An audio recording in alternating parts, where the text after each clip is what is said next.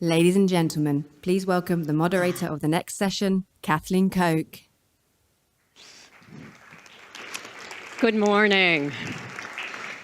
Good morning, everyone. Thank you for joining me. You know, the ongoing war in Ukraine, it can seem very remote, can seem very far away, right? Especially if you've never been to Ukraine, or maybe you don't know any Ukrainians. And I think even fewer of us know someone who's actually fought on the battlefield, on the front lines. Well, that changes today. Please join me in welcoming Vlad Zadorin. Vlad, you take a seat.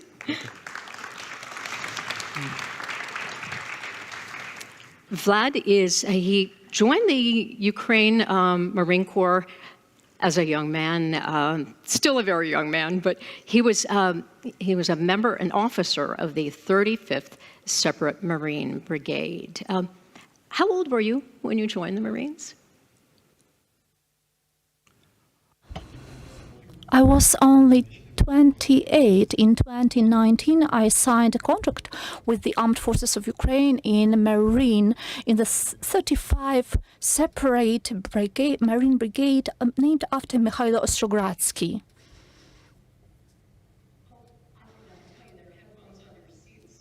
Go to channel 1. I think the headphones are under your seats. I apologize. Da-da-da. Did you hear? Did you hear the translation? It's interpreter asking. It's interpreter asking. It's interpreter asking. Do you hear the translation?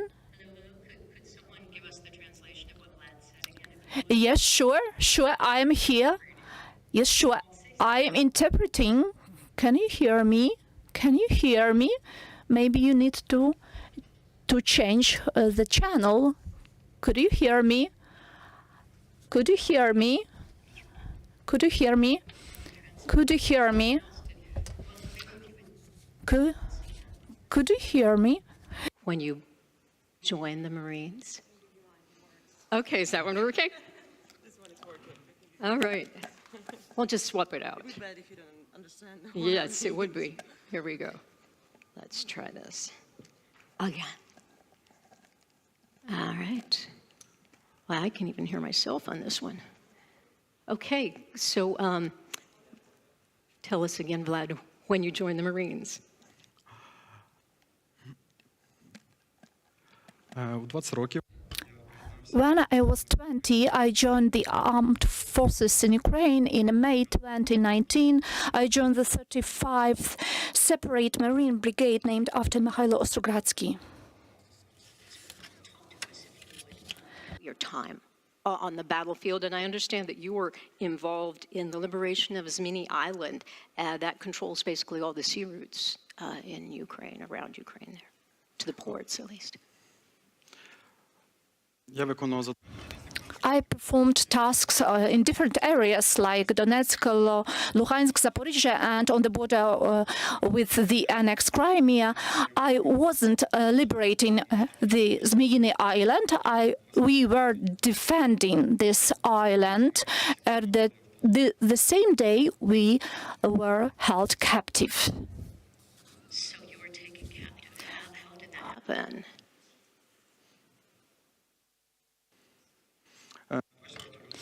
On February 24, when I was performing my tasks, when we were defending Zmyiny Island, two Russian warships, Moskva and Bekov, the best Russian warships of the Russian fleet that were sent to capture this island, which was important for the Russians in ideological sense.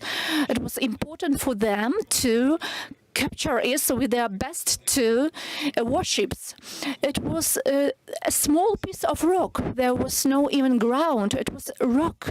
And they were very interested in gaining this territory.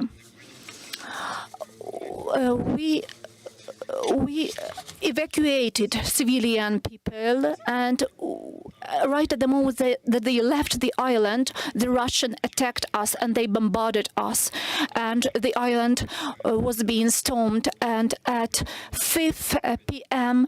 everyone was taken captive. So you ended up being held captive by the Russians for almost 2 years.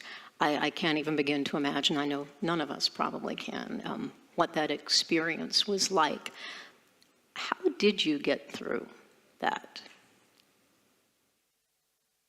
Я навіть ворогу не побажаю того, що I wouldn't wish even an enemy to experience this, experience everything that our young men are experiencing: humiliation, information vacuum, Russification, suffering.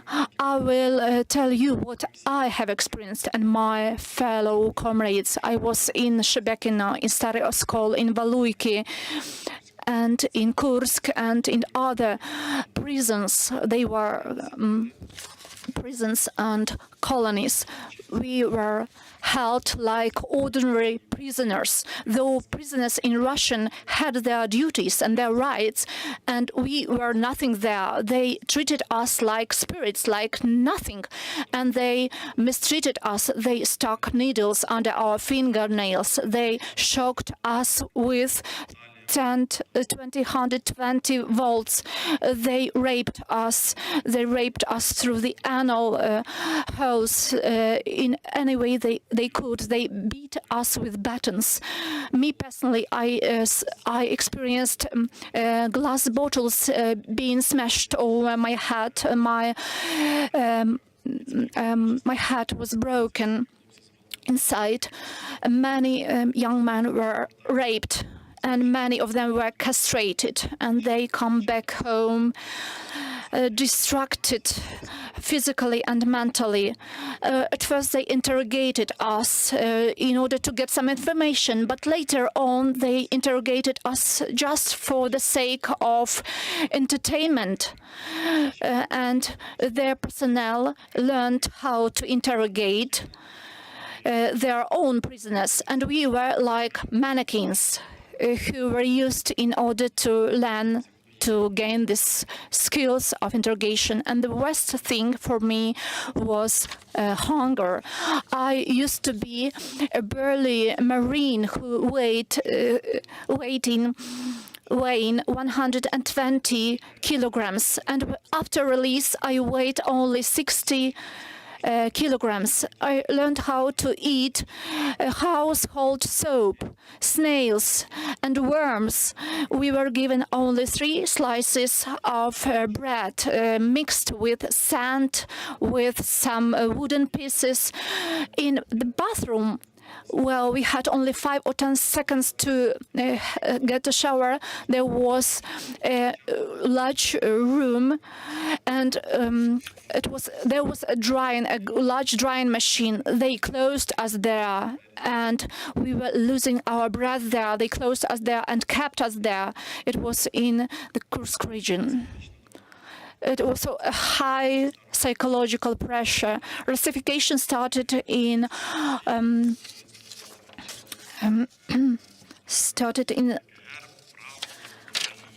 Sokolov. They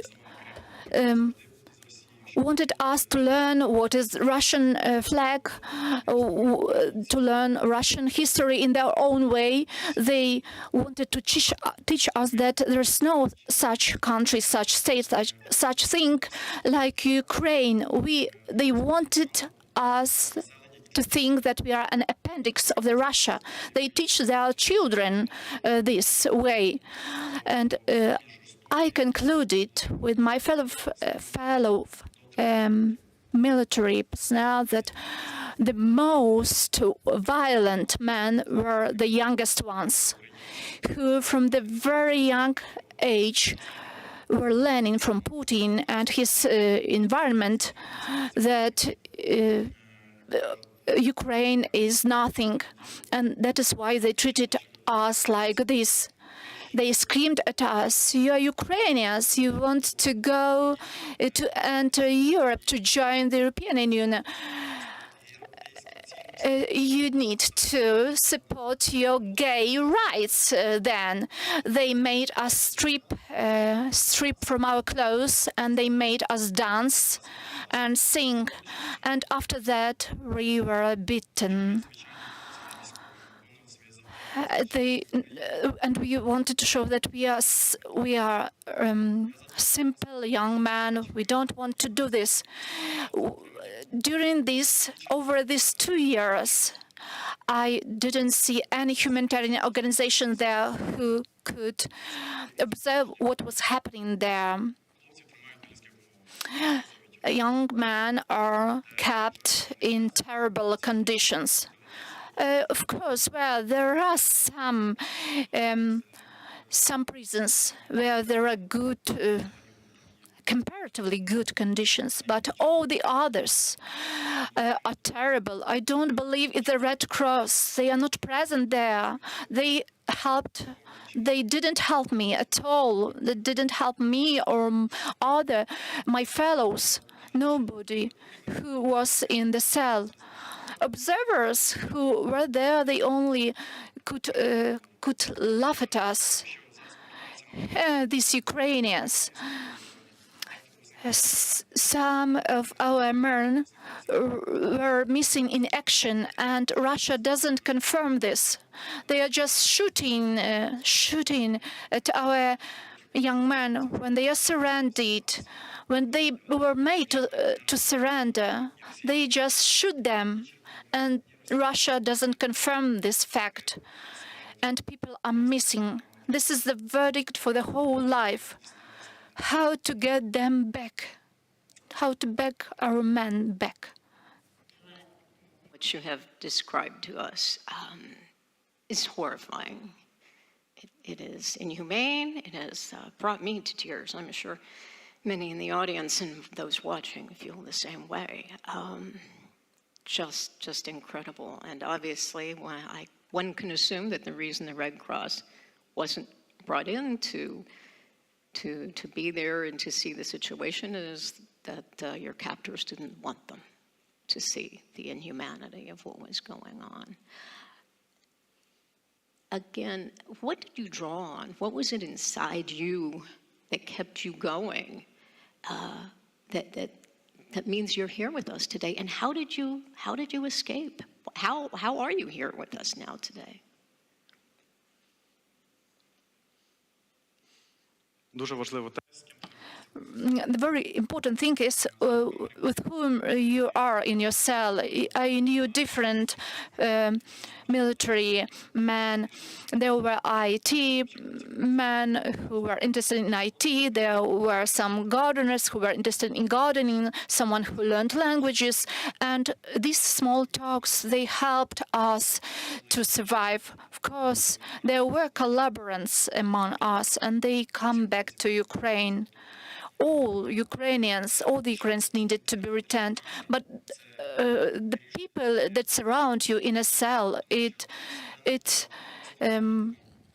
has a great impact on your feelings. Russians make your fellow soldiers destroy you, and also the beliefs that there are my parents who didn't forget about me, who were still waiting for me. We remained in information vacuum in Russian. They told us that Ukraine had already been captured, and there had been already clashes with Poland. They told us this. They mentioned the boy in pants whom we put on the cross, that we don't have any men in Ukraine, that women are fighting. And we believed this at the very beginning because we remained in this information vacuum. And when new prisoners of war arrived, they told us all the truth about the counter-offensive, about counter-attacks, that Ukrainian is still struggling, is still resisting, and this gave us strength to fight. Again, how did you secure your freedom? Were you a part of a prisoner exchange? Did you escape?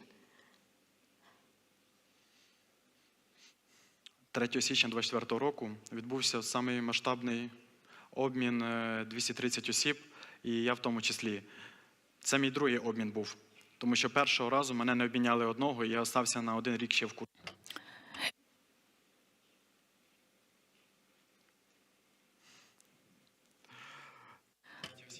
On January the 3rd, 2024, I was enlisted in prisoner of war's exchange.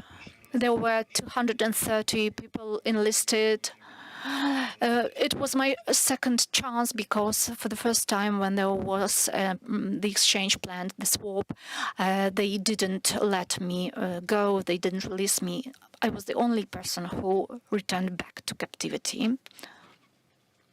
So since your release, you have been very active. You've been speaking out. You've been working to counter propaganda and also to get support for your fellow veterans. Talk to us about what you've been doing since you've secured your freedom.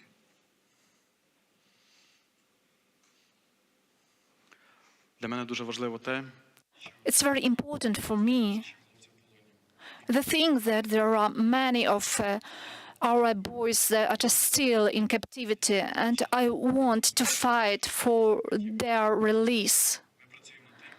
We are working. We have the project Break the Fake. We have fact checkers who provide our communities, our audience, provide practical cases. They tell us how to fight the Russian disinformation. And I'm a prisoner of war, and we are telling everyone what we saw in our captivity, because we faced this Russian propaganda, we experienced it. We had the chance to listen to their thoughts, to their talk, but what they think about Europe, about Ukraine, their propaganda is very qualitative.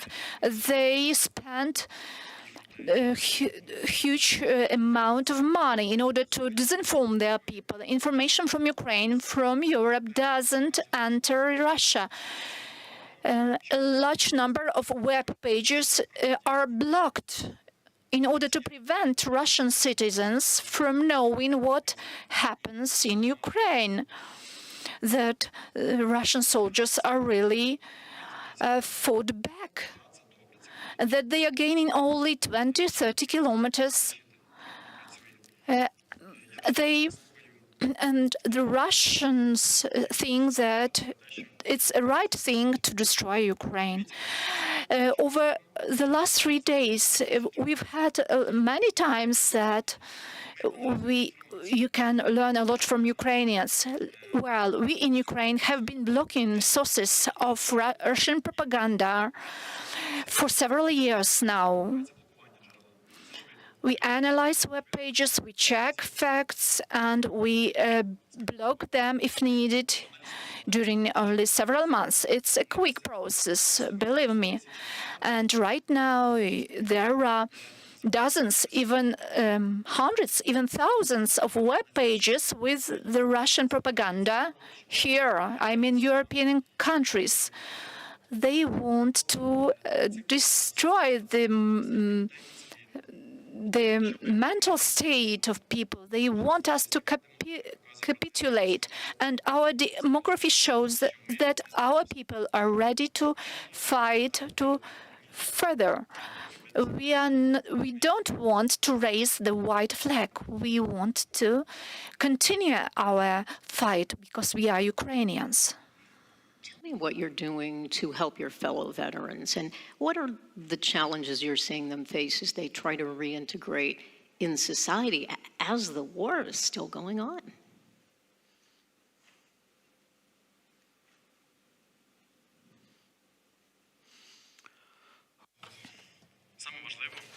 The most important thing for young men who are returning from the captivity is rehabilitation, mental diagnosis, psychological diagnosis, because they were in different places of captivity, and they need individual treatment, individual approach. I undergone rehabilitation in Lithuania.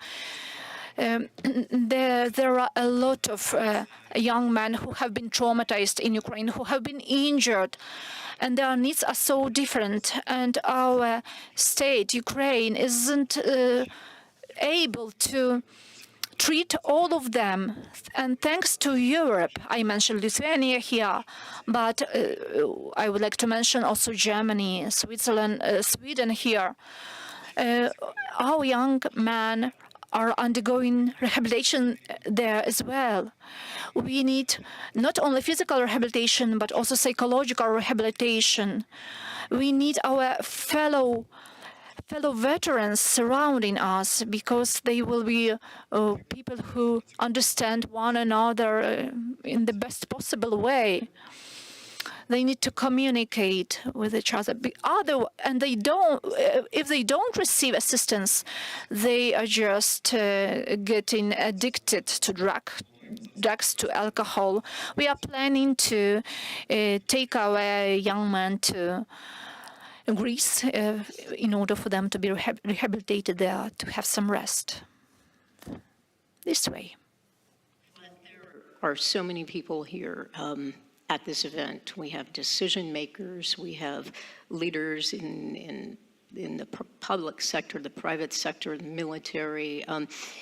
What do you want them to understand and to know based on your experiences? What is the most important thing that you would like them to take away from, say, our discussion today? If you could give them one message, one point of action that you'd like to see them take, what would it be? Почну з того, що I will start from these words that thanks to the International Renaissance Foundation, we are traveling all around the world. We are visiting different countries, and we convey our messages to high officials, to representatives of business, what the war is and why we need to assist Ukraine, because Ukraine is suffering. It has always been suffering from Russia at any time in our history. And we want you to understand that Ukraine is not only a territory on the map. These are people, real people who have husbands, children, mothers, and it's about our lives. You know that you can simply be walking in the street and all of a sudden a missile can strike, can hit the street, the place you are walking in. And it's a question of not only dying for Ukraine, but also fighting for Ukraine. Glory to Ukraine. Thank you very much.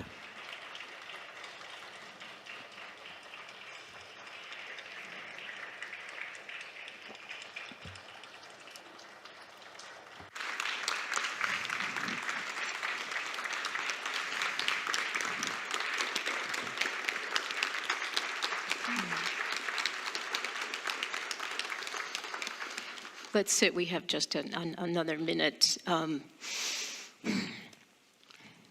The future. What do you see the future is for your country? Are you optimistic? Are you hopeful?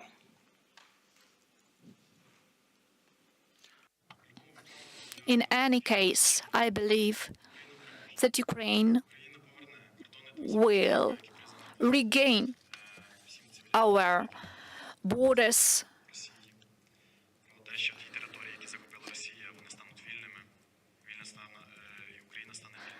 and will win, and it will be free.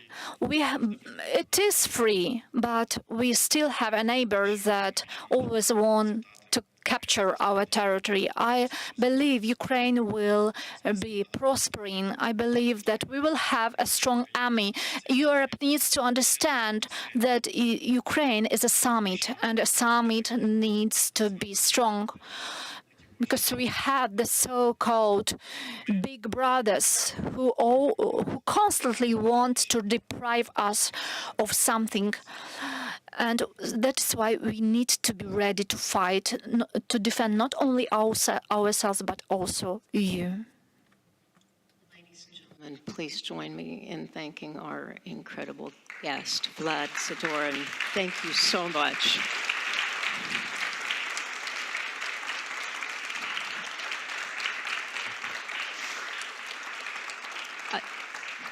I don't think any of us will ever forget this experience and this window that you gave us into what the soldiers on the front lines in your country are experiencing. So we appreciate it. And the next session is about to take place on the Havel stage. It's a session on Middle East peace. So thank you all.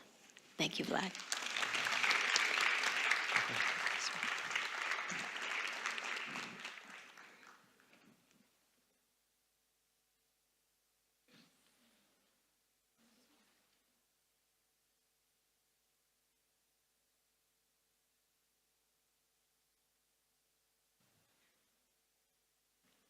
Thank you very much, Kathleen and Vladimir. What a wonderful and moving and memorable way to finish today's events here on the Albright stage for GLOBSEC 2025. Over the past 3 days, this stage has hosted lots of topics from propaganda alliances to NATO's military mobility, the shadow economy, and decarbonising the global economy. So as mentioned, please head over now to the Havel stage. We have an expert panel, I think it's just begun, on the Middle East peace puzzle.